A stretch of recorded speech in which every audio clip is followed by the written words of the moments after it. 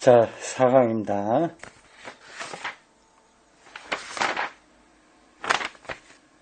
36쪽 중간 패러그래프입니다. 역사와 신문제. 바로 앞에서는 자연과 신문제로 했습니다. 이제는 역사와 신문제입니다. 세계를 역사로 이해하는 관점을 택한다. 그 이유를 지금 설명하는 겁니다. 그러나 이들 과학 신봉자들에게는 더 큰 충격을 주는 다른 것이 있다. 인간들이 자행한 전쟁, 탄압, 착취, 범죄를 보라.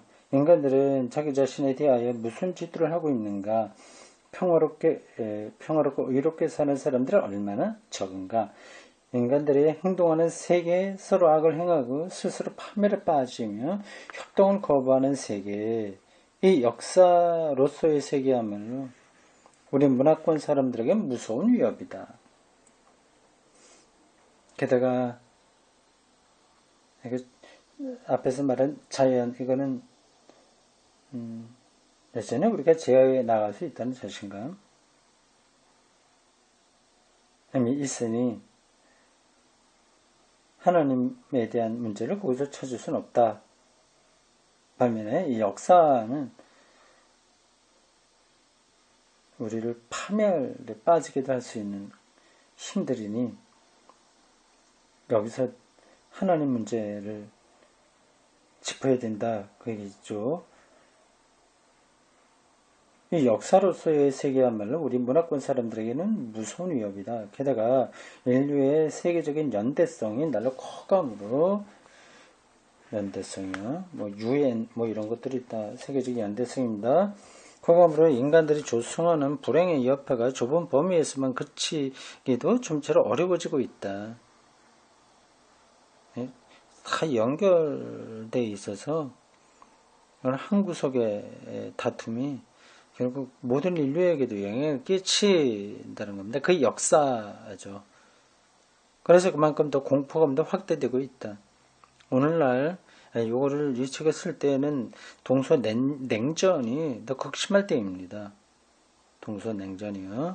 그 뒤로 1990년대에 들어와서 동유럽이 소비에트 연방의 해체와 더불어서 동서냉전은 좀 약화됐지만 지금 동서냉전은 아니고 또 다른 방식으로의 이 대결 구도가 계속되고 있습니다.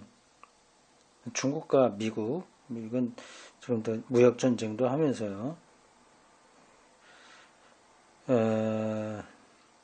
그렇습니다. 오늘날 이미 점점 소리 높이 제기되고 있는 의문, 즉 기술의 자연 지배가 어느새 치명적인 자연 파괴를 향해서 내닫기 시작한 것이 아니냐. 그래서 인간은 적어도 일부는 의식주와 자기 발전의 기회를 빼앗기고 있는 것이 아니냐는 것도 공포의 한 요인이다.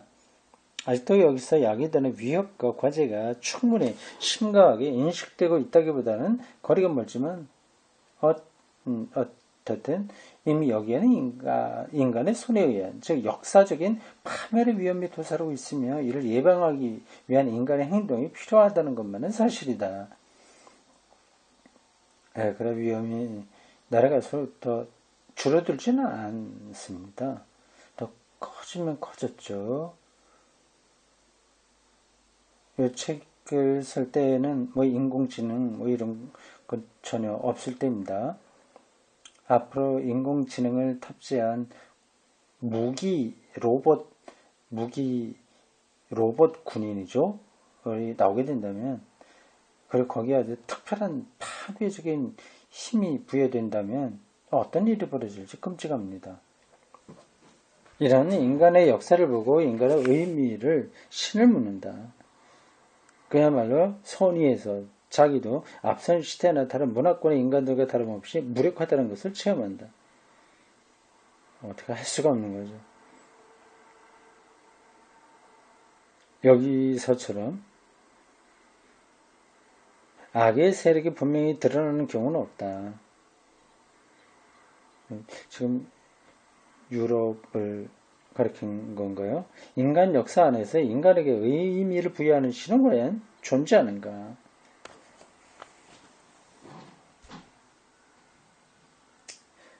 잘 알다시피 여기서 우리가 말하는 역사란 근데 역사학에서 과거의 사건들과 그 상호관계를 연구할 때 말하는 그런 것이 아니다. 근데 역사학에서 말하는 그 역사가 아니라는 거죠.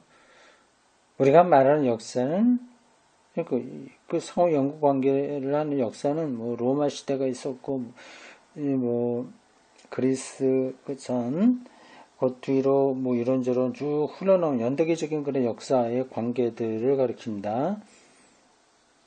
우리가 말하는 역사는 우리의 삶의 과거, 현재, 미래, 온 인류의 삶과 연관되어 있는 관계로서의 역사다.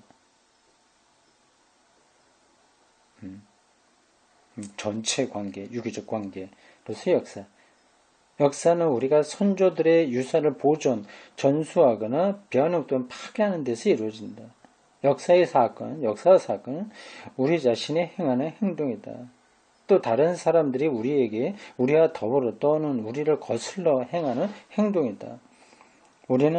역사는 우리를 강제로 좌우하거나 우리가 거부하여 대항하는 운명으로서 체험된다. 역사는 광대무변한 의존성과 창조의 행위의 시간이며 공간이다. 역사는 의미와 무의미의 교차로이다.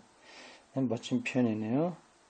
역사는 의미와 무의미의 교차로다. 우리가 역사의 신을, 역사 안에 나타나는 신의 행동을 묻고 있다고 해서 성경에 나타나는 신은 그 역사적인 신이에요. 출애굽, 또 아시리아, 바벨론 이런저런 여러 가지 그 왕들의 활동들 이게 다 역사 아니겠습니까? 여기서 하나님의 뜻이 뭐냐를 꾸준하게 물은 거 아닙니까? 다시요. 우리가 역사의 신을, 역사 안에 나타나는 신의 행동을 묻고 있다고 해서 결코 이것만이 신을 물을 수 있는 유일한 방법이라는 말은 아니다. 실존적인 신에 대한 질문도 가능하죠. 다른 방식의 질문들도 필요하고 절실하다. 이 책이 무서운 체험에서 대두되는 신 문제에 대하여 그리스도교 신앙의 대답을 제시하고자 하는 이유는 역사 안에서 말하려고 하는 이유는 이런 겁니다. 이 책의 독자가 주로 이런 역사의 체험에 실제로 처한 따라서 여기서 제기되는 신 문제를 자신의 문제로 인식할 수 있는 사람들이기 때문이다. 역사 안에서 독일 신학자들이 정말 크게 생각했던 것은 2차 세계대전 와중에 히틀러 나치즘이죠. 그 장본인 나라니 그 악의 근원 역사 안에서 벌어졌던 그 악을 신학적으로 어떻게 말해야 되냐 하는 그 고민 아니겠습니까? 그 부분들을 여기서 말하고 있는 겁니다. 물론 자연도 우리 독자들에게 신문제를 제기하고 있고, 그렇죠. 따라서 우리의 독자들도 여기서 여러 가지로 신문제를 추구할 수 있지만, 역사의 신이라는 문제야말로 오늘날 그 어느 때보다도 추구하여야 마땅한 문제이다. 기술 산업사회라는 조건하에 살고 있는 현대인들에게는 이런 표현은 진부하죠. 이미 지나가 버린 거예요. 지금은 기술 산업 사회가 아니죠. 오히려 기술 산업 이후 시대이고 정보화 시대이고 정보 이후 시대이고 정말 얼마나 빨리 이 시대가 변하는지 모르겠습니다. 현대인들에게는 이 문제가 바로 신문제 자체가 되기도 한다. 이런 의미에서도 역시 이 책이 제시한 대답들이란 일시적이고 제한된 대답들이지만 그러나 이들은 추구할 수 있고 또 추구해야 할 대답들이다. 이 대답들이 살아있는 신앙으로 증명되고 있다고 한다면 이들은 또 언제나 신의 다른 길을 추구하고 살아가는 사람들의 구원을 위한 대답이 되기도 한다. 다른 식으로 수도원에 들어가서 수행을 한다거나 그리고 일정한 지역에서 목회자로서 신자들의 영혼을 돌보는 일에 천착한다거나 그것도 일종의 그 안에서 하나님에 대한 문제를 제시할 수 있습니다. 여기서는 그 방향이 아니라 역사의 문제에서 하나님 문제를 이야기하겠다고 하는 겁니다. 이게 그 수도원에 들어가 있는 사람이나 목회만 열심히 하는 사람들에게도 역시 좋은 대답이 될 수 있다 하는 거죠. 그러나 여기서 지나치게 단순한 생각은 경계해야 한다. 그리스도교 신앙의 신은 자연을 지배하는 세계 운행자도 아니요 시간을 초월한 역사적 조타수도 아니며 또한 기존 질서의 수호자도 혹은 혁명 이론의 옹호자도 아니다.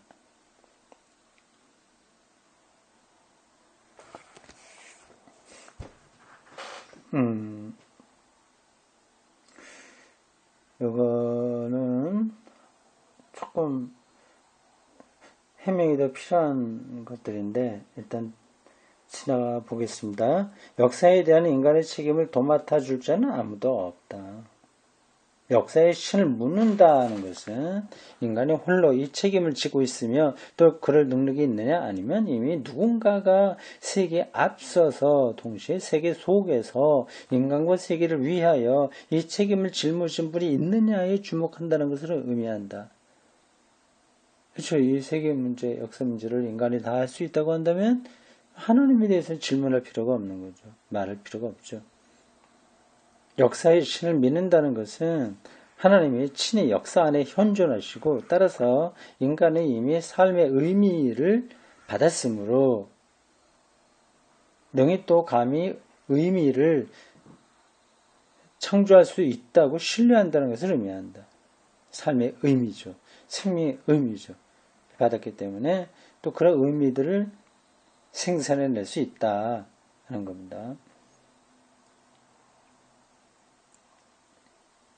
지금 우리 남북 분단으로 오래됐는데 이게 통일을 향해서 나가게 된다면 그 역사가 변화하는 거잖아요. 우리 한민족의 어떤 의미가 여기서 회복되는 거 아니겠습니까? 그런 일을 할 수 있다는 거죠. 우리가 추구하는 신은 인간에게 역사에 대한 책임을 대신해 주는 분도 아니에요. 면제를 주는 분도 아니다. 우리 어린아이에게 뭐 밥을 떼먹이듯이 그런 신이 아니다. 오히려 역사의 대부분에서 인간의 구원이 이루어지기 위하여 인간을 하여금 역사 안에서 행동하도록 격려하는 분이다. 그리스도교 신앙은 과연 이런 신을 전하고 있는가? 이 신을 믿는 신앙은 역사의 신이라는 문제에 대한 대답이 되는가? 이 문제에 대하여 이 책은 그리스도교가 전하는 대답들을 살펴나갈 것이다.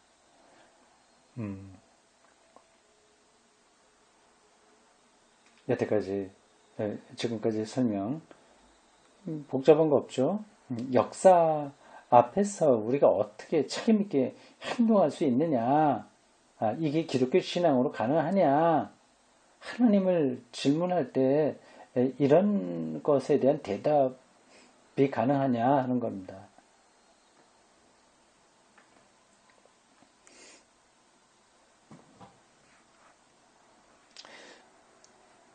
타종교와의 대화, 이런 소제목이 붙은 대목입니다. 38쪽 아래 패러그래프입니다.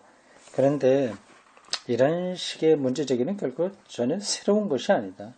오히려 우리의 전제로서 위에서 약수라 역사관은 그리스도교의 영향을 받은 서방세계의 한 정신 유산이다. 그렇죠. 어거스틴도 많이 그런 얘기를 했고 쭉 내려왔습니다. 또 이 유산은 오늘날 각계의 문화사가 점차로 인류 전체의 세계사로 변해가고 있다는 놀라운 사실에 의하여 그 힘이 드러나고 있다. 문화사와 세계사가 겹치고 있다. 이건 정확하게 내가 어떤 것을 가리키는지는 지금 말로 설명하기 힘듭니다. 바야흐로 우리의 서양사는 비서방적 우리가 자주 과정에서 뭘 역사적이라고 부르는 전통들과 접촉하고 있다. 아시아 전통이죠. 중국, 이런 전통, 일본, 그리고 아프리카 등등 여러 문화들이 있습니다. 또 역사 안에서 발생하여 역사적으로 실증되는 계시의 중보자를 믿는 데에 신앙의 근원을 두지 않는 많은 종교들과도 마주치고 있다. 대표적으로 불교입니다. 이들은 역사하고 신과의 관계를 별로 중요하게 생각하지 않습니다. 불교는 한순간에 영원한 것을 이제 체험하는 거니까요. 자기 안에 내부에 있는 불성을 찾는 거니까 역사가 어떻게 되더라도 큰 문제는 되지 않습니다. 1970년 10월 21일 일본 경도에서 열린 동경이죠. 경도에서 열린 평화를 위한 세계 종교회의의 1차 대회 때에 월남 불교의 틱나탄 스님은 이렇게 말했다. 우리나라에도 왔었고요. 틱나탄 유명한 스님이죠. 종교는 사람들을 일致시켜 참으로 중대한 당면 문제들을 공동으로 처리할 수가 있다. 우리는 어떤 새로운 체계의 새로운 주의가 아니라 인간에 의하여 구원될 것이다. 어떻게 하면 인간이 새로이 힘을 모을 수 있는가? 내가 보기에는 이것이 종교의 과제다. 오늘날 우리가 서방 전통의 유산으로서 역사의 신을 묻는다는 것은 그리스도교가 아닌 종교들과의 새롭고 보람찬 대화의 길이 될 수도 있음이 틀림없다. 이 사람은 이 틱나탄의 얘기를 매우 긍정적으로 표현한 겁니다. 우리가 이 세계의 구원을 위해서 무엇을 어떻게 할 것인가 하는 것들을 종교의 이름으로 시작할 수 있다.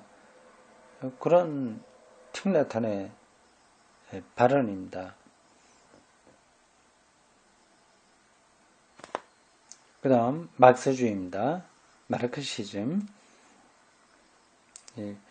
막스주의, 그리스도인에 대한 도전, 이런 소제목이 붙어 있습니다.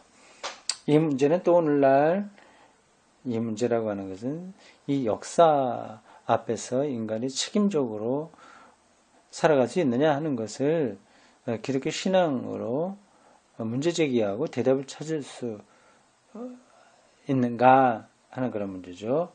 이 문제는 오늘날 그리스도교인과 막스주의자들의 대화에 있어서도 반드시 중심 과제는 아니라고 하더라도 배경을 이루고 있다.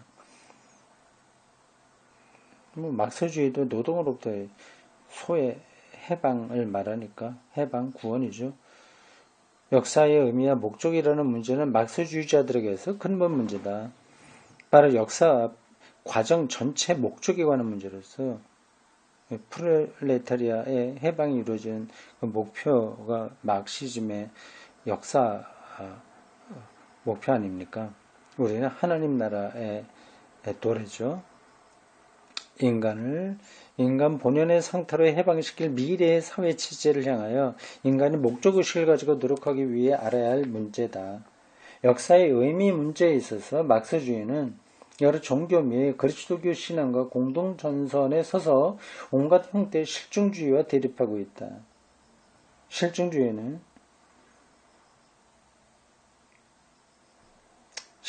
수 있는 역사의 발전과 그 미래의 연장밖에 인정하려고 하지 않는다. 확실하게 확인되는 것만 인정하는 거죠. 역사상의 행동이나 역사 전체의 관계와 의미와 목적을 묻는다는 것은 실증주의자에게는 무의미하고 불가능한 일입니다. 이 문제에 관한 막스주의는 그리스도교 신앙을 친구로 삼고 있다고 할 수 있다. 실증적이지 않은 역사관이네요. 그러나 역사의 의미가 성취되는 길을 오로지 인간의 행동에서만 현세적 능력과 권력에만 기대하고 있다는 점에서는 그리스도교 신앙의 가차없는 비판을 받게 된다. 한쪽에서는 한편으로는 실증적이지 않다고 하는 점에서는 친구지만 인간에 의해서만 결정된다고 하는 점에서 볼 때는 반대다.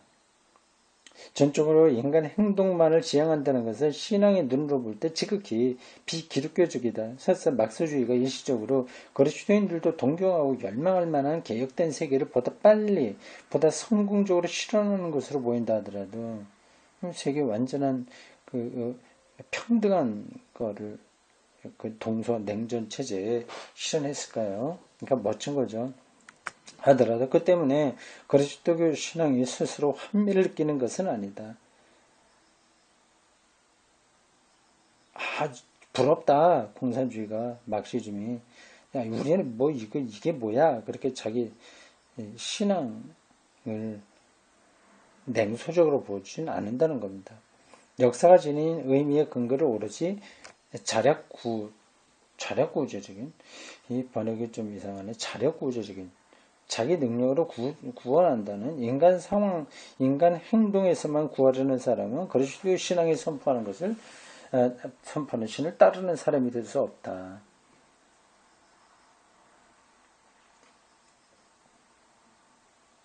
그런데 유대교, 그리스도교 역사관이 막스주의와 특별히 상통하는 데가 또 하나 있는데 종말론이라는 세계 최후의 훌륭한 사회상을 향한 희망과 실천의 것이다. 이것을 지적하기 위하여 굳이 막스의 유대기 혈통까지 들먹을 필요는 없다. 인류의 진보를 믿는 낙관론은 해결의 역사가도 낙관론이죠. 유토피아니즘이 있습니다. 절대정신이 지배하는 때가 오고야 말 테니까요. 막시즘에서도 그러한 역사 낙관론이 크게 작용하고 있습니다. 이런 낙관론은 필경 그리스도교 신앙의 전통에 그 근원이 있다. 그리스도교는 이미 처음부터 막스주의와 토론할 수 있는 소지가 마련되어 있었던 것이다.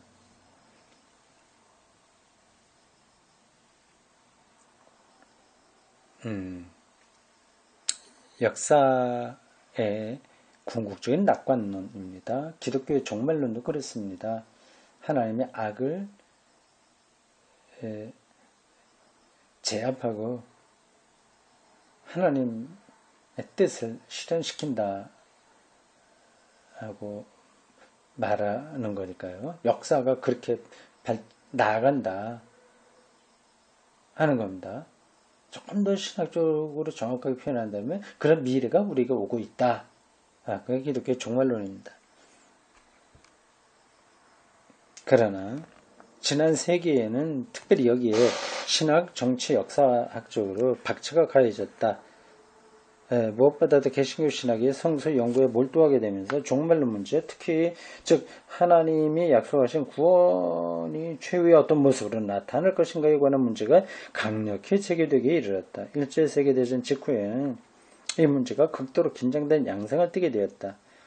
구원된 세계의 완성이란 각 개인이 세계 악한 구조에서 불려나오게 되는 결단내로의 부름이나 변적법 신학, 비현증 신학이에요. 이거 조금 아닌 것 같은데.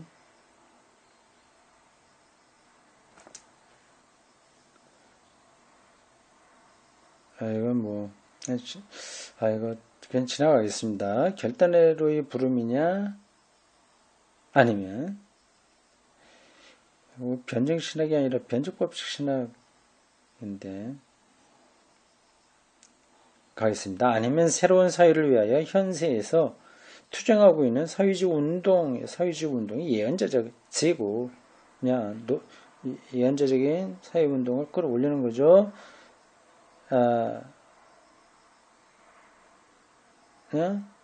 요게 이제 폴 틸리 잘못 쓸 때 사회주의 운동이라는 거죠. 종교사회주의요.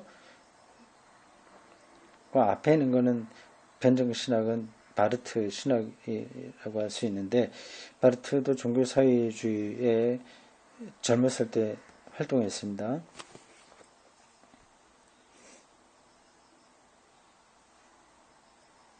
그 다음 프랑스의 가톨릭 신학은 가톨릭 사상의 복고파와 진보파, 처음에는 자유주의적이었고 나중에는 사유주의적이었으니 마침내 막스주의화했다.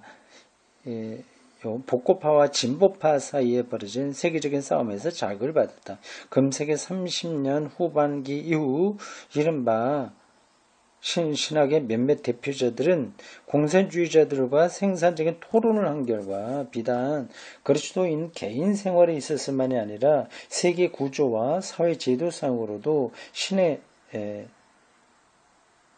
육화 문제를 성육신이죠.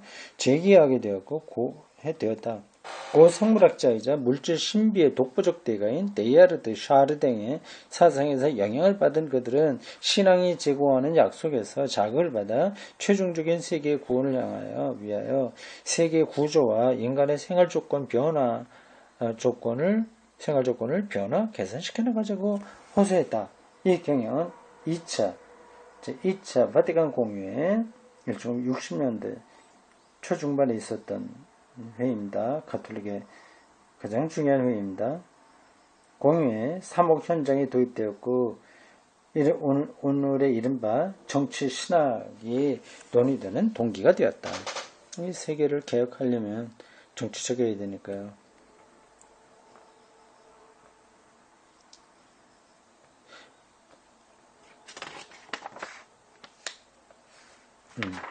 우리의 책임 아래 미래가 주어져 있는 하나인 세계 안에서 하나인 세계라고 하는 건 서로 동양 사람이고 서양 사람이고 아프리카 사람들이지만 결국은 세계 안에 하나라는 거죠. 우리의 책임 아래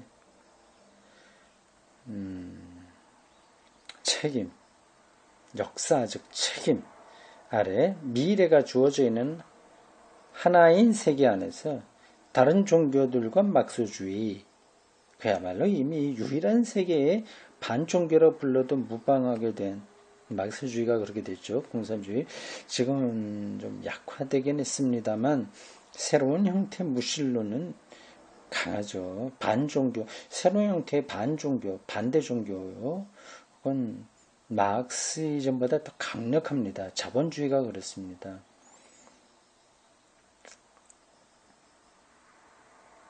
자본이 지금은 신이 됐습니다. 현대인들이 자본을 신으로 믿습니다.